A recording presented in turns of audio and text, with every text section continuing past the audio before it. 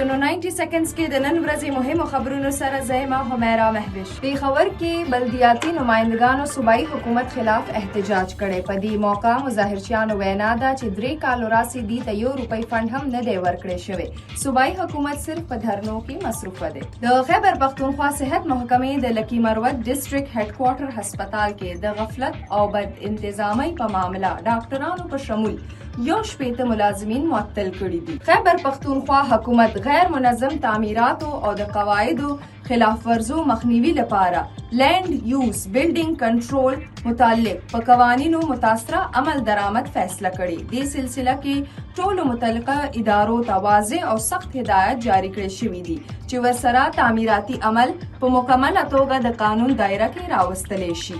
د خیبر پښتونخوا کوهاټ ضلع کې د غر نه ګټ راپریوتلو له وجې 2 کسان د ملبې لاندې ګیر شوي چې پکې 6 کسانو د ژوند نه لاس ورکړی. شمالي وزیرستان کې د کورم سیند یو مهم پل بارودي مواد سره الوزول شوی.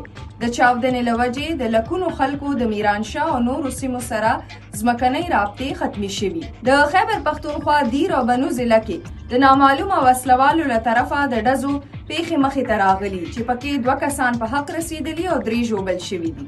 د خیبر پښتونخوا وزیر اعلی د ټانک پولیس لاین دوره کړې. په دې موقع یوې دستورې ته په خطاب په وخت وزیر اعلی وینا وه چې خیبر پښتونخوا ولس او پولیسو ملک کې د امنیت لپاره بې مثله قربانۍ ورکړي. دا تر دې دمه مهم خبرونه نور خبرونو او معلوماتو لپاره سنو پښتونخوا